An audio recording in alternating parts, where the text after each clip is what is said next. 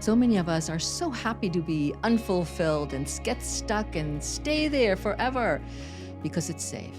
Leaving safety is gutsy. Many of us expect progress to happen like this, in this blink of an eye.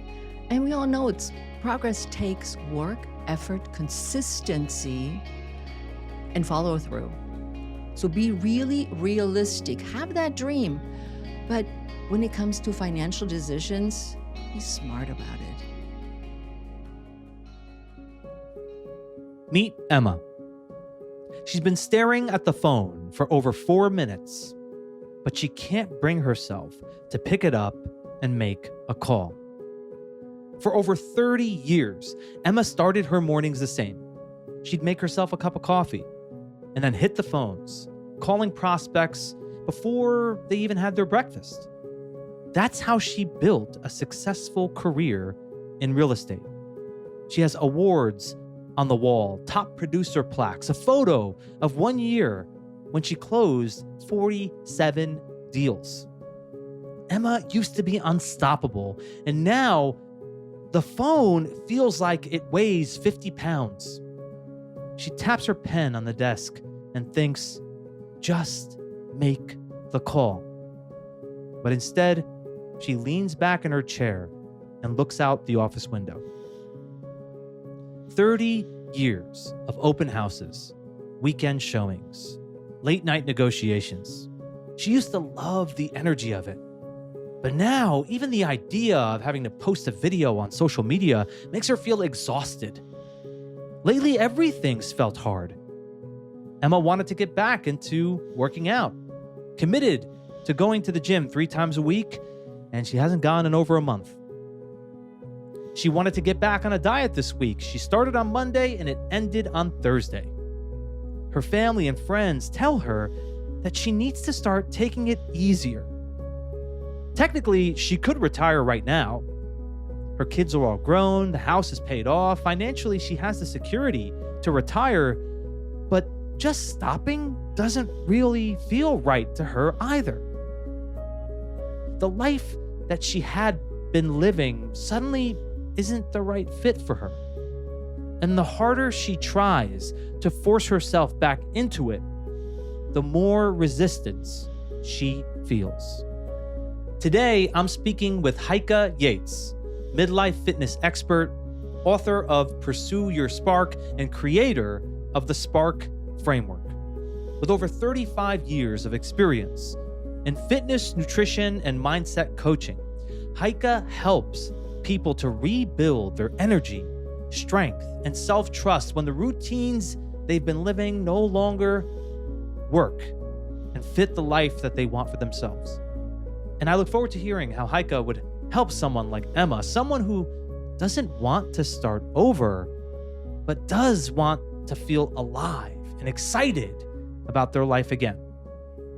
My name is Jay Abbasi, and welcome to Unstuck. Real people, real stories, real solutions.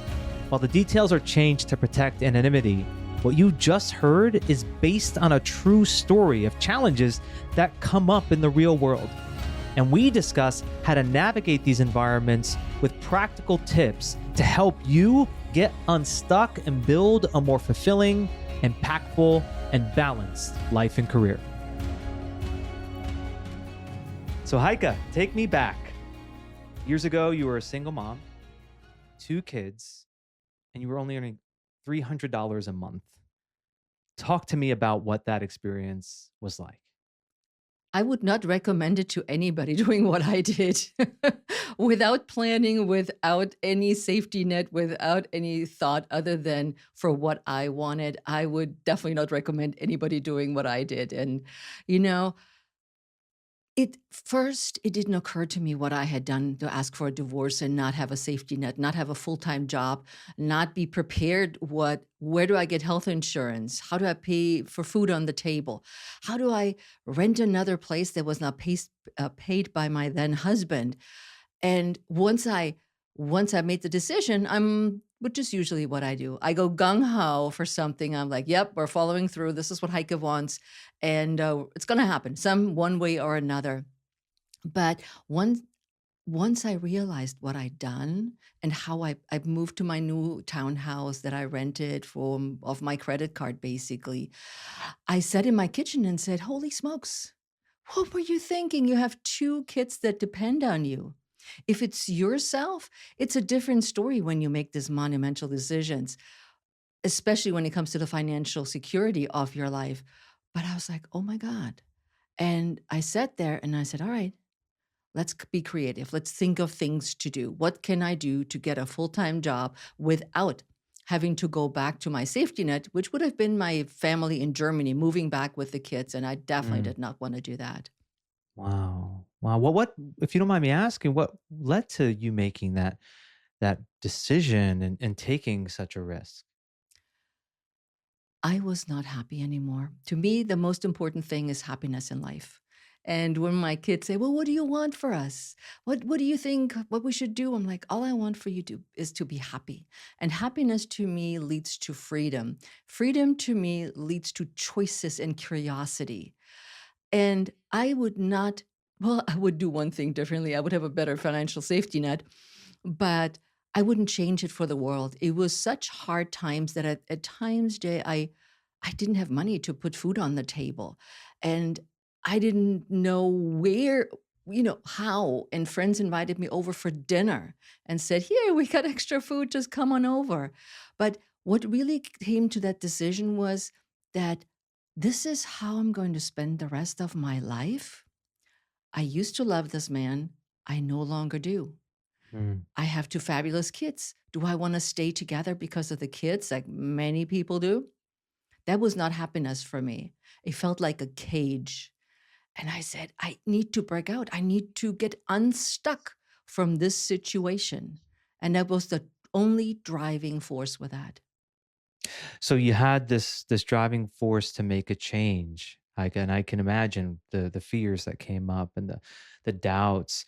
What was your anchor? I guess what kept you going? What made it so that you were able to keep moving forward despite the fear that I'm sure came with this decision? Well, yeah, I was sweating bullets at times for sure. It it was determination. It was sheer determination that I could make it. Leaving a 9 to 5 job and then starting in the fitness industry as I teaching classes and, being paid what, 5.20 an hour back then. You have to teach a lot of classes to make any money. And you can only teach so many classes and train so many people, but it was sheer determination that I would prove to myself and ultimately to my kids that I can do it. One way or Mm. another, I can do it. And you seemed to go into it while you had, of course, this passion, you had this determination. Was there a very clear path? Right? Like No, I no, okay, there was no path. There yeah, was that's what I like, mean. we're moving out, we're getting our own life together. I'm teaching classes. What would be the next best thing I could do to generate income? What is the next Mm, best thing? A full-time position in fitness was the next best thing financially. I did not want to go back. I used to work for the Foreign Service. I did not want to go back to the 9 to 5, sitting at a desk and doing boring work. And I also didn't, at this point, didn't think about maybe going back to school because at this point it was bring home the bacon. You need to pay the bills. The kids need clothes, the kids need food. Let's make this happen. So the next step was find a full-time position that would ultimately give me health insurance, uh, care for the kids when I needed it and the times when I was working, and a decent income with a promise of more income to generate through the setup at this health club. mm. So you then begin this journey of it wasn't a lot of income that you were earning. Walk me through what that then led to, because you obviously went from that place to the amazing work you do now. What were some of the, I guess, the bridges that you had to cross? I had so many unexpected mentors and helpers along the way, people that knew that I was looking for a full-time job in the fitness industry and said, "Hey, I'm about to leave this job. Do you want it?" And I was like, sure. I basically, at this point, I take anything.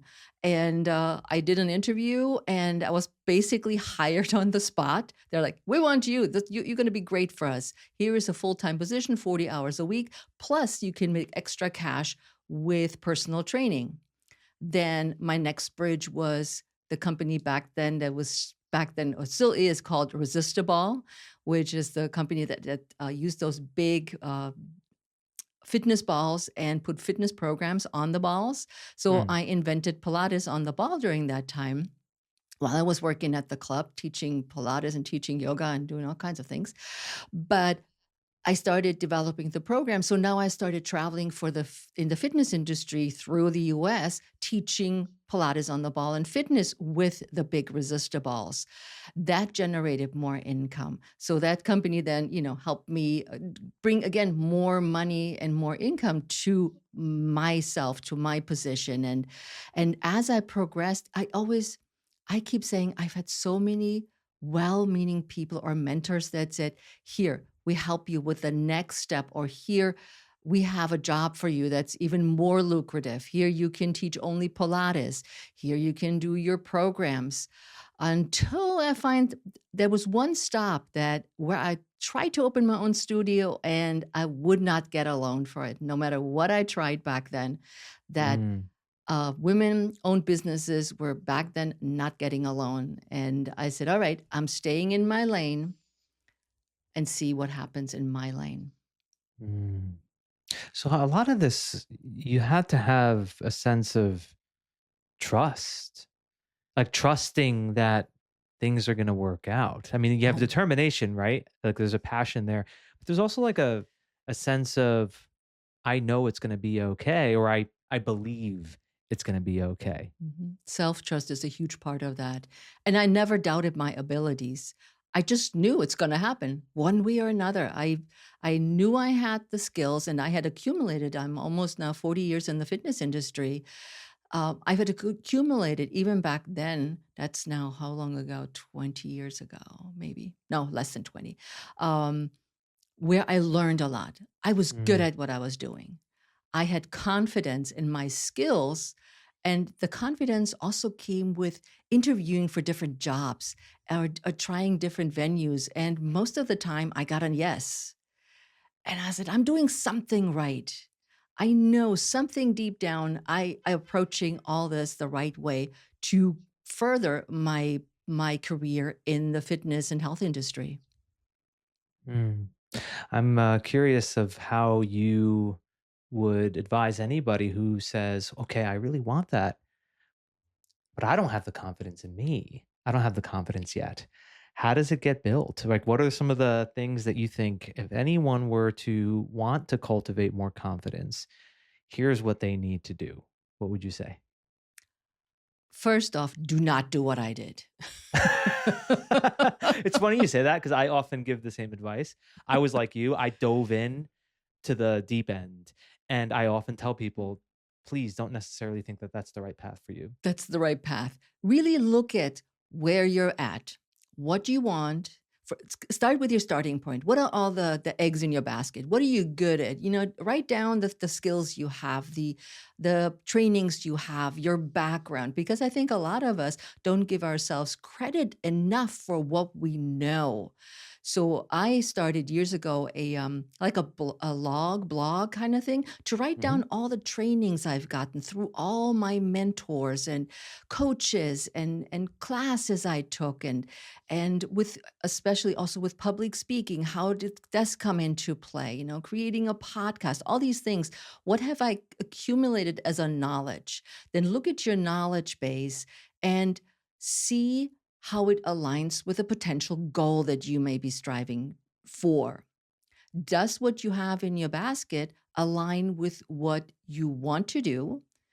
If it doesn't, look at your new goal or the new identity, the new job you're looking for, and see what trainings you might need in order to transition over to the next step or the next career path. Don't go blindly in there hoping, crossing fingers that things will work out and that somebody will discover you and you're going to be a superstar. Um, but really plan it out. And I talk about this in my Spark framework in my book, Pursue Your Spark, about, and that applies beautifully for this when it comes to scanning your environment. And a lot of us coaches say, check in your why, discover your why. And do you know everybody's already rolling your eyes saying, God, the why again. I don't want to talk about the why. I don't want to talk about the 5 steps to the why. I don't really care. I don't want to dig that deep. So I talk about scanning. What do you have? What do you want? How does it align? And what steps or none do you need to take in order to reach that new goal? So be really realistic. Have that dream. But when it comes to financial decisions, be smart about it. Mm. It's also there's humility, I think, that is required. What I mean by that is, Mm. if I can look at my goals and then look at, as you said, start where you are, then look at the goals and realize what gaps are there, Mhm. it requires some humility to say, you know what, there are some things that I have some knowledge gaps in. I need to be able to upskill here, to learn here. And how exciting is that? Yeah. That's a path of curiosity. Oh my God, I'm all about curiosity. It's like it says, oh, I can maybe take a course that teaches me to do a slide deck. If that's what I need to do, here is my pitch deck. I don't know how to do this, but it would be ideal to have one of those. Oh, let's learn something new. And don't jump the ship right away with the new idea of a job. So don't just go, woo, but accumulate the knowledge that you need, which is so amazing. Yeah. I think that I wish more people had that interest like that initially, right? Here's what I mean. Like I can imagine someone like Emma in the story, someone who's at that midlife season where they're like, that seems scary to me. It seems so scary to have to learn something new. It seems so scary to have to start over. What do you say to somebody who feels that? Who feels like, well, I've done it this is what I've experienced starting all over again? That, oh my God, that seems like so much. I'm glad you mentioned that stuck before, the gap. I talk a lot about the gap and the midlife traps in my book as well. I do not prescribe to the idea of if you're afraid, do it anyways. I do not prescribe to that. Dive in with fear and all.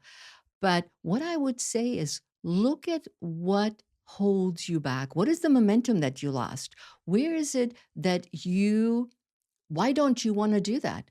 What fear? Okay, fear is great, but fear of what? Fear of that you fail. Well, a lot of us have that. And failure is, I shouldn't say failure is not an option, but failure doesn't exist for me. Failure is just another step in the right direction to learn more. But think about the when you're curious, what doors open up when you think of this from a point of positivity Mm, rather than negativity. I will fail. What will other people think about me?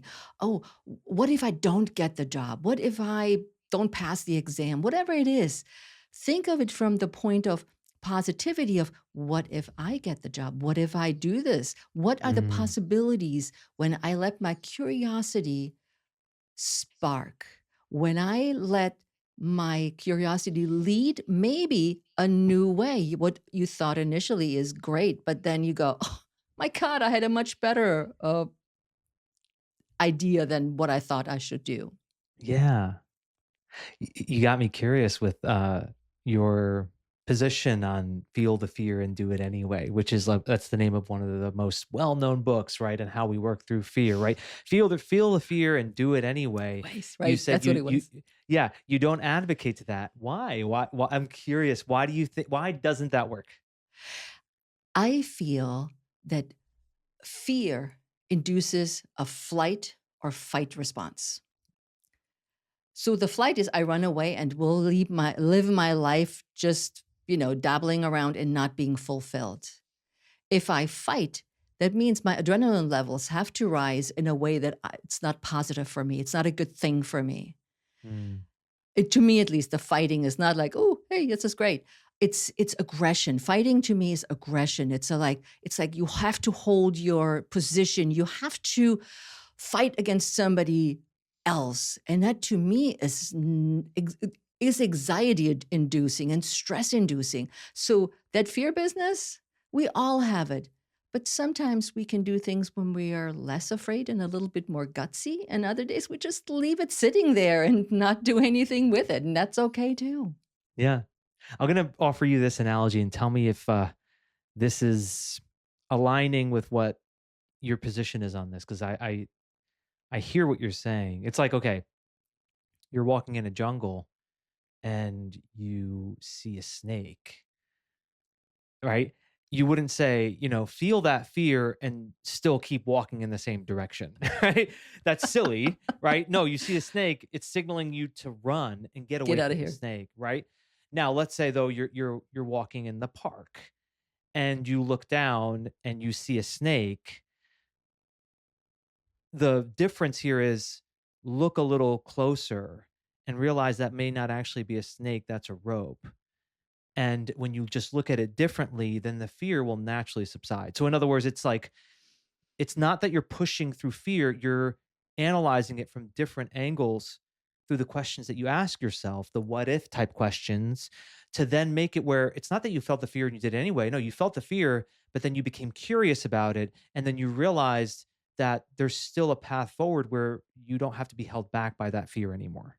And you become clear. Clarity is another great step. So, like you said, I looked at the rope, which I thought was a snake. So then, when I take a closer look and I scope it out, I go, "Whoa! It's a rope." And this whole made up fear. Let's not say that. That's not true. It's not made up fear. It's real fear. Yeah. Pops away, and you go, "Ugh, my goodness, what was I thinking?" Yeah. It's just a deeper understanding. I often pair these two. I often pair awareness and understanding. It's like first we have to be Mm. aware of the fact that we are experiencing the fear. And then we have to really understand, okay, well, what am I afraid of? Like you're saying, what am I Mhm. afraid of? And through that kind of introspection, the goal would be it will then loosen the grip of the fear. Mhm. Yeah. I agree with that, and being afraid is not a good feeling, so I don't want this for anybody. I mean, I'm scared of watching a movie because I know I click and the movie is gone. But in real life, I mean, fear is real. But the examination, like you said, and really also getting clarity of what it is, what it means to me. What did that mean to me personally when I saw that situation? Sorting it out, and I'm sure you experienced that too, Jay. People don't want to do that. No, no, they absolutely don't. They will, if they feel a fear, they want to, if anything, justify it more. Mhm. Like, right? Just reinforce it and then in their head say, see, that was the right thing because I felt that fear. They Yeah. don't want to pause and examine it because that's harder to do. Yeah. Yeah. Yeah. What I'm, you think about someone like Emma, right? And she's like, okay, I want to do something different. This isn't working anymore. And even if she has that kind of determination, that passion to say, okay, I'm going to do something different, oftentimes it's the follow through where people fall short. So you went all the way, right? What about someone who's okay, fine. I feel the fear. I'm aware. I understand. I'm starting, but then I'm not seeing the progress, and I start to then give up and go back to what feels safe. Many of us expect progress to happen like this in this blink of an eye. And we all know it's progress takes work, effort, consistency, and follow through and longevity with everything we're doing. And when I think of Emma, as you mentioned, for her, too much on your plate also will stall your momentum, will stall your forward movement, will stall what it is that you can achieve. Because if you're so bogged down with life and tours and kids and work that you don't have the capacity to move beyond what's already in your basket, you're not going to see the success. because all whatever is already there, which what you're bogged down, is holding you back. So we need to look at what can we let go of. What is Mm, something that has worked in the past and is no longer working. And when you talk about Emma, she's in that position that she's the realtor, she's fulfilled, she's on top of her game, but she's not happy. So something is missing, something is not fulfilled in her life. But sticking to these old patterns and roles is not going to catapult her out of this. She needs to let go of something in order to create something new. mm. What do you feel that people often struggle to let go of? Security. Mm, Being safe, I think, is one of our innate things with the housing, food, shelter, and safety. And changing things, whether it's for the good or the not so good, depending on where we're going with our journey, um, is leaving security. Because so many of us are so happy to be unfulfilled and get stuck and stay there forever because it's safe. Leaving uh, safety is gutsy. yeah. Here's a thought that I often it comes to me quite a bit, which is how safe am I actually? In other words, Mm. like it's a perception of safety. And what I guess someone like Emma is often feeling is this is safe, this is normal, and anything else is super unsafe. I would consider challenging that entirely, which is to say, like, how do you know that this will continue to be safe? And what kind of regret might you have if you look later in your life and you never took the risk? You never had the courage to try something So new. so much resentment. Oh my God, so much resentment. And I think women feel this stronger and more prevalent than men do. At least the men I would work with, they never really talk about that. They're like, just we're taking steps and we're doing things. Yeah. Women usually tend to talk about it more, and being resentful of not being fulfilled, whatever. We're throwing around big words. What does fulfilled mean? What are we resenting in our journey? It's it's really comes down to, how do you see yourself at the end of the day? Yeah. What is it that you want for yourself, not for the people around you? Because most of us have people that are children, our parents, and many of us are in sandwich generations where we cater to all these people around us. And if you have a great career, you're still stuck at work, maybe too, where you are the person to look up to. And what happens if you suddenly let go of your positions? You let down everybody else.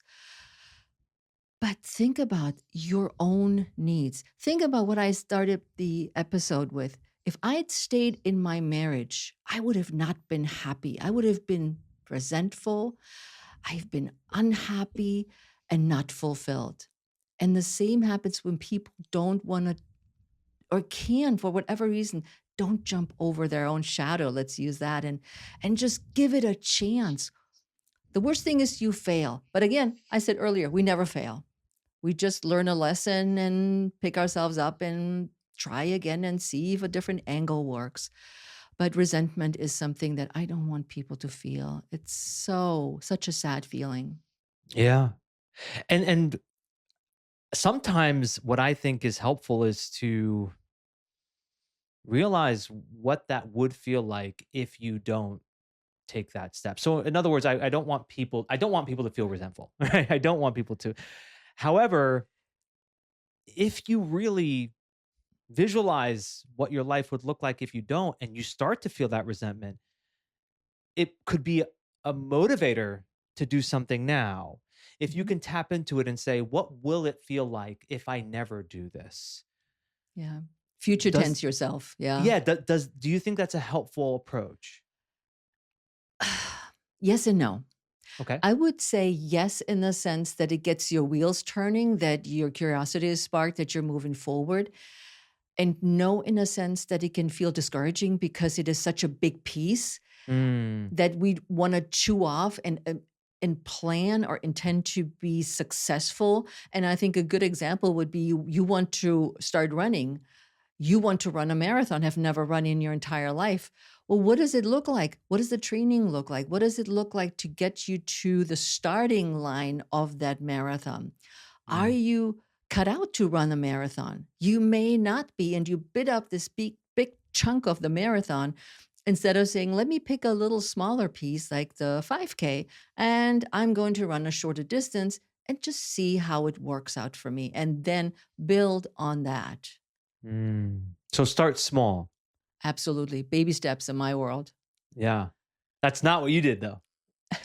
You went all in. That's why I said I would not recommend it.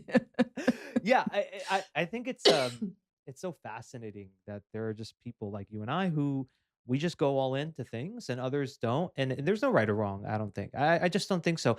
I think that there for those who are really feel held back, then the right strategy is take it one step at a time and not overwhelm yourself with something you alluded to before, like how do I need to let go of certain things? What often comes up when I speak with people is, well, I have, you said it before, like you had your 2 kids, I have my kids, or I have so many responsibilities. I can't just leave it all. How does one reconcile that sense of compassion or empathy for others and not wanting to let people down? How do they reconcile that with a desire to do something different? Is it really that? I question that. Is it empathy? Is it, oh, look at my generosity, how well I support you, and because I'm here, you can do all that? Is that really true? For some people it may, but I question that for other people it's not the case. We we want to feel needed. Yeah. And we pretty much do anything for that. And that is what I question the motive.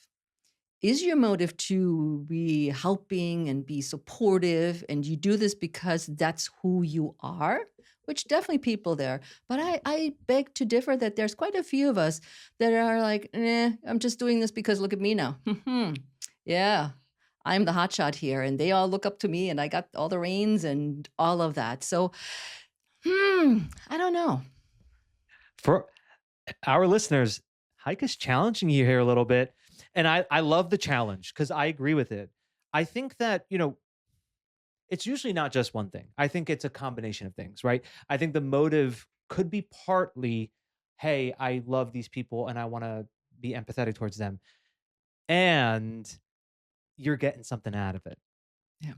You're getting something out of it. If you're saying I'm gonna stay safe and secure to ensure that I provide for my family and not take a risk. There's a few things you're getting out of it. One, you're staying safe, right? Yep. Two, you allow yourself to feel that I'm needed, I'm serving others, I'm serving them, and that makes me feel good. So really what you're chasing is a feeling. Yeah. But then it comes, in my mind, it comes to what happens when we're selfish and not prescribed to all of this? What happens if we're saying, I am not the selfless person. I'm not, I want to see something different. I want to be doing something just for me. I want to be selfish. Where does that lead that thought to where we are in that situation that we just talked about?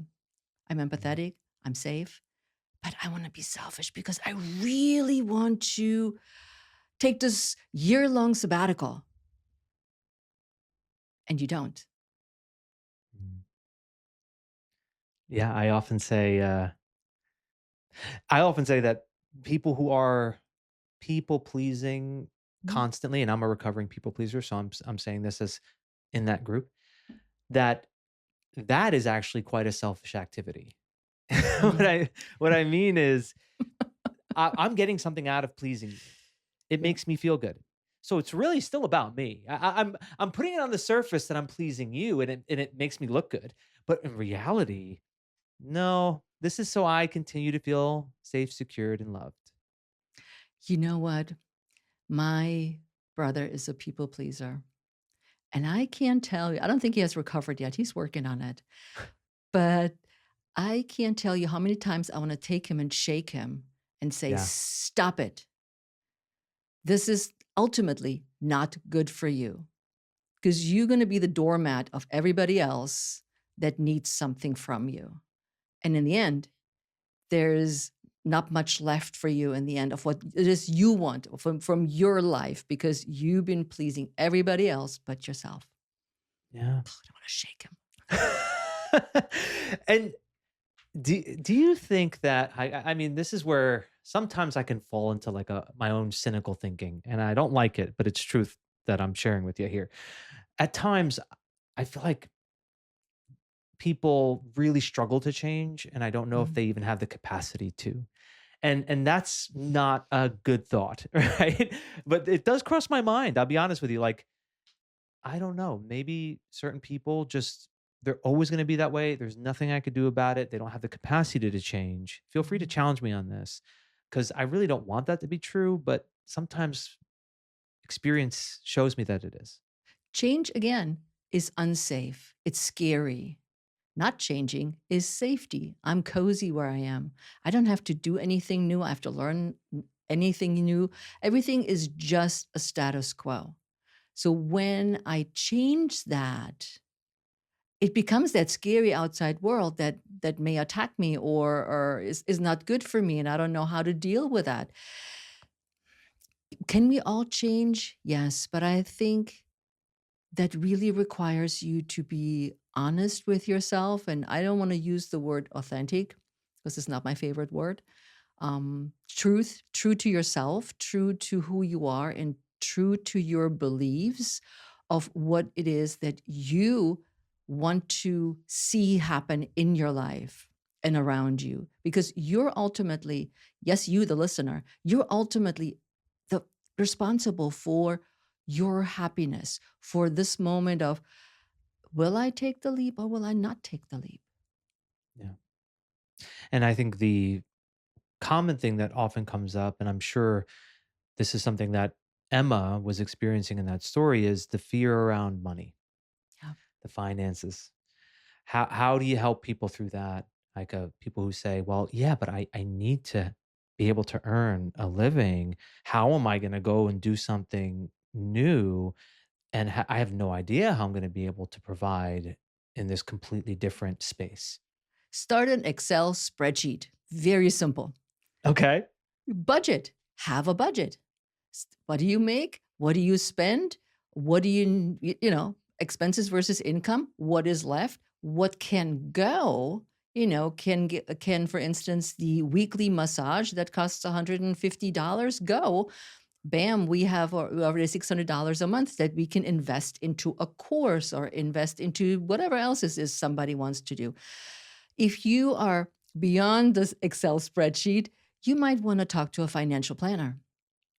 Where's my investment? What do I do? Where's my stock market? Where's all of that stuff so I can maybe move some money around with the things that I want to do and achieve and take time off and take some money out of my reserves and allot that for it. I think these are two good steps for the low budget person and the person that has a little bit more cash and a little more investment on hand, and go with that. Yeah. You mentioned your brother a little while ago, and I just thought of my mother. My mother recently came to me and was like, I'm thinking about when I'm going to retire. And, I don't know if I have enough money saved. And the question I asked her was, well, how much are you spending every month? What's your spending? And she's like, it's around. She didn't have enough. I said, wait a minute. Wait. You have to know that. Yeah. And hey, to her credit, just last weekend, she gave me an exact number. And Oh, I said, "Wow." She's like, "Yeah, I went through and I did what you told me and I know the exact number." Or maybe she got it through an advisor. I don't know for sure, to be honest. But it's where you have to start, right? That's what you're saying. yep. I mean, it's like take inventory. Yeah. What is your inventory? What is your cash, your collaterals, whatever your investments?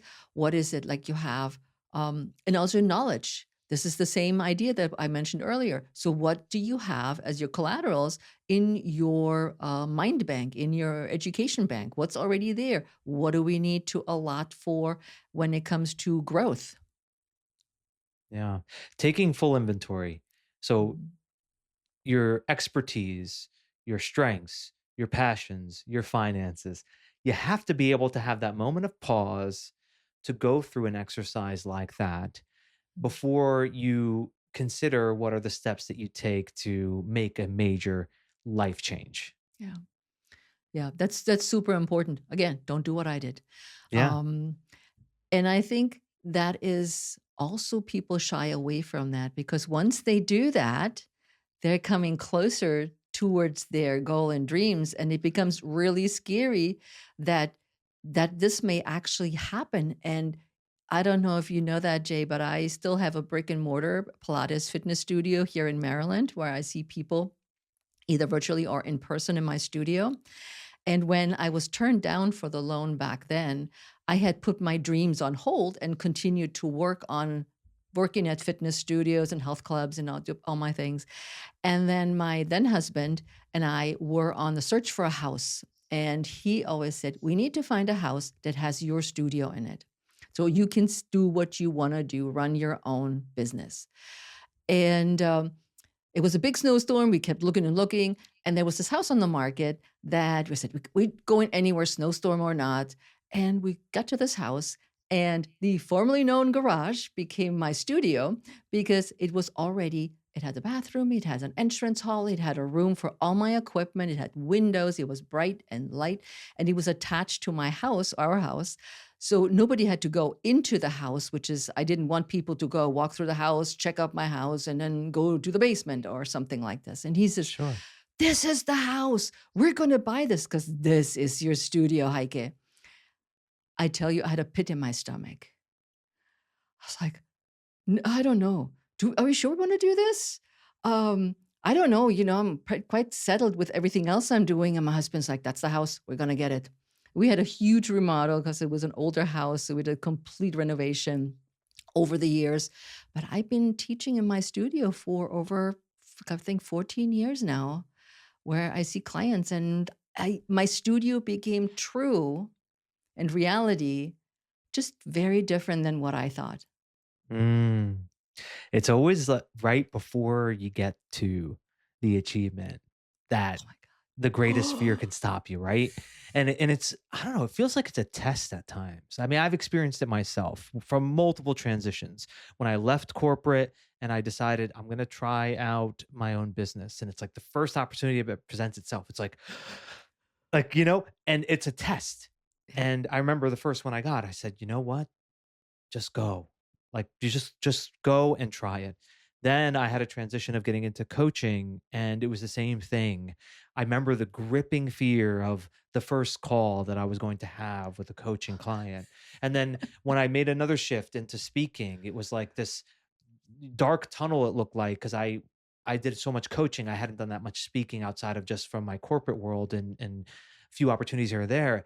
And I remember the fear there too. So I guess the point being is, for anyone, if you are looking to try something different, new, you want to have the courage to go for it. Brace yourself for that moment when fear's really going to strike, and that's your test. When you get through that, something great's going to be on the other side. I couldn't agree more because we talked about fear earlier, and don't prescribe to doing it with fear and all of that, but that's a different moment. Yeah. That's a different, to me, it's that gut feeling. You know that this is where you want to go. Do it. Because I don't know if it's really fear or if it's a different feeling. I haven't figured it out yet. Because when you think about um, love life, totally different topic. But when you think about love life, people say, oh, I'm so in love with this person. He makes my stomach all feel weird. And when you don't have that feeling, you're like, I don't know. It's danger. There's danger when you go with this gut feeling. Yeah. That's the Yeah. word, Yeah, danger. it's a danger. I know what you mean. Like, I feel it talking about it. Like, I feel it right here in my sternum because I know the feeling. And you're right. It's not like the same as like a fear, like seeing a snake. It's something else that you're pointing to. Yeah. Yep. And it's like this excitement, this like takes your breath away. Will this be really me? Yeah. It's like right before a change. It's like right when we Yeah. talked about snakes. Like, it's like right before the snake sheds its skin, right? That's kind of what it's like. A transformation is about to happen. And so there's that sense of danger, adventure, excitement. Yep. Now, I'm curious because from this conversation, Heike, what I'm getting from you is that you're very logical and objective and thinking things through, and I love that about you. You have like this neutral way of thinking, but and I just imagine listeners who say, "But I get caught in these negative thought loops, Mm. negative thought patterns of all the things that could go wrong, and all the fears." Right? It's more like a tape recorder going on and on and on about why this isn't going to work. How do you recommend people break free from that kind of pattern, that kind of negative thought pattern that can be overwhelming?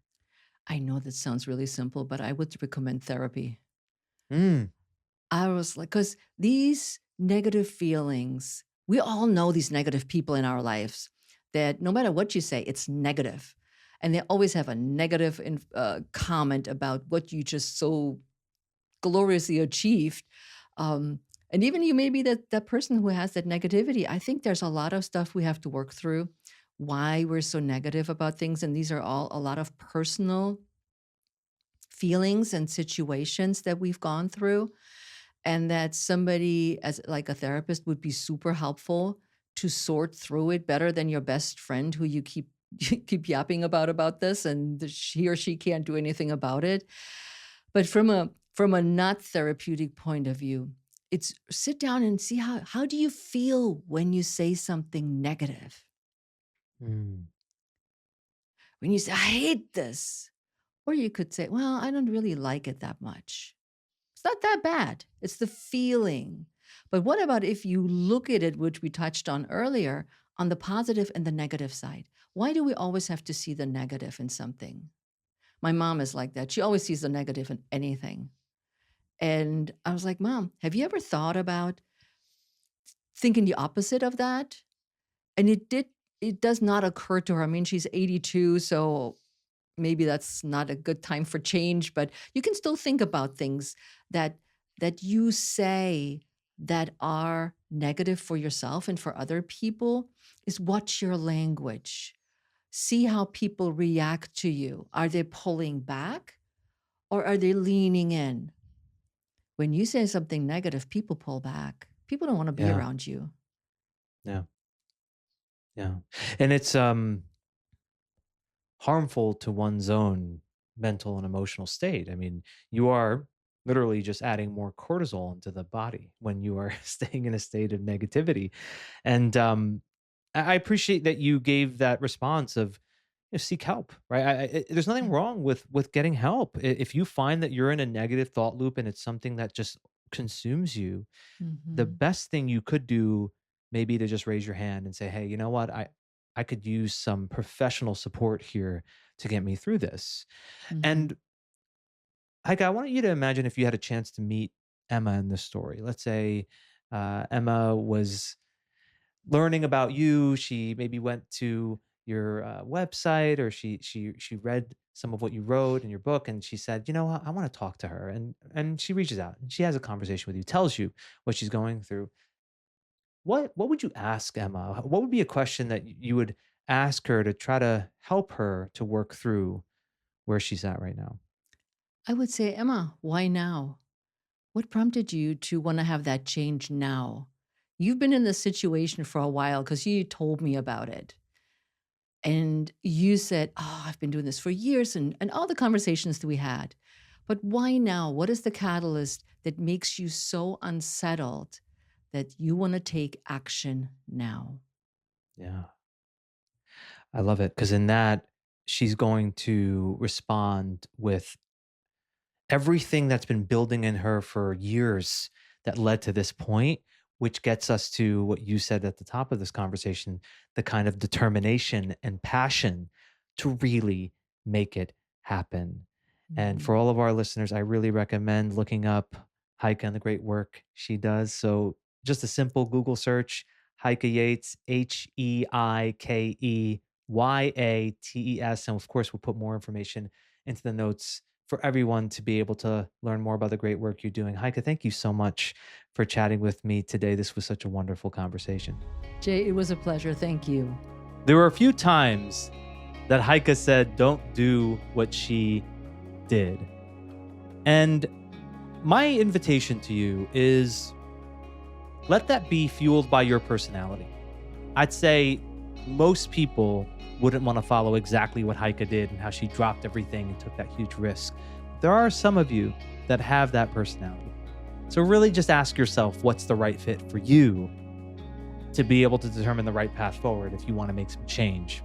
And I'm going to do my best, as I always do, to synthesize this episode down into 3 insights and 3 actionable takeaways. The first insight, leaving safety is gutsy. It takes courage. And if you do want to leave your safety, the question you need to ask is, what do you need to let go of? There's a lot of demand, I assume, that you have, and that can feel overwhelming. To leave safety, you're going to need time. You're going to need energy. So what do you need to let go of? And if what's holding you back is the sense of wanting to please others and make sure everyone else is okay, you may be falling into that trap of wanting to feel needed. So take inventory of that before you hold yourself back from doing the thing that you really want to do. Second insight, progress takes work, consistency, and follow through. You have to put the work in. You have to consistently do the hard work, and you need to follow through. And all of this requires self-trust. You have to trust yourself. You have to believe in yourself. But you can't just do something once and then hope you're going to see a major change. You have to keep doing the hard things. And when you do, you're going to eventually see great results. Third insight, when you get close, you get tested. Heike talked about that fear versus that sense of you're on the edge of something. That intuition is different than fear. And when you feel it, when you're at the edge, when you're about to cross that finish line, keep going. Do it. And that's where you need to be honest with yourself. Is this fear? Or is this a moment of change and transformation that you need to be excited about? Actionable takeaways. First of 3. 1, take inventory of everything. Look at where you're at, your experience, your skills, what you're passionate about. Recognize some gaps in training. Plan for that. Do all of this with genuine curiosity, not with judgment. Know where you're at with your skill set, your experience, along with the problems in which you feel you are equipped to solve. Also, take inventory of your fears. Really understand what holds you back. Is it fear of failure? Is it fear of letting people down? Fear of rejection? Don't feel the fear and do it anyway, as Heike said. Instead, know what the fear is, understand it, understand what it means to you, and then shift into asking yourself questions such as, what if I do succeed? What if I do actually get the promotion, build a successful business, rather than what if I don't? Second, actionable takeaway, know your finances. This is not the first time it's been brought up in this podcast, but understand how much you spend. Understand how much you need financially in order to not just survive, but to live comfortably. And if you have that information, you can then plan accordingly and not feel like you're just taking this huge risk unnecessarily.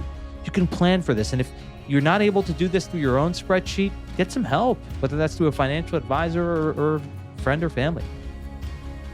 Third, actionable takeaway, don't shy away from therapy or coaching and counseling. A lot of times it's very hard to sort through these things on your own. You're not weak. There's not something wrong with you if you ask for help. At some seasons in our life, we need it. And if you feel like you could use some help, go seek it out. Therapy is one option, coaching, counseling. There's so many options out there. There are experts everywhere available to you through the internet that can help you to work through any of your struggles. Join us on Fridays episode, I'm going to go through some fascinating research on attention. What you think about how your attention works is likely very wrong. According to the research that's been done over the last 20 years, it really surprised me in reading through some of this material recently. I'm blown away at how our attention works, the pitfalls of why we struggle to maintain focus and how to improve it, how to train our minds to be more focused. And I'm going to be giving you some specific techniques of how to train your mind to be more focused, for you to have that ability to choose where your attention goes. So if you feel like you're getting too distracted, you can't seem to focus on getting your work done, being productive, or you're just looking for ways to build up your ability to concentrate on what matters most to you, then Friday's episode is for you. So until next time, thank you so much for listening.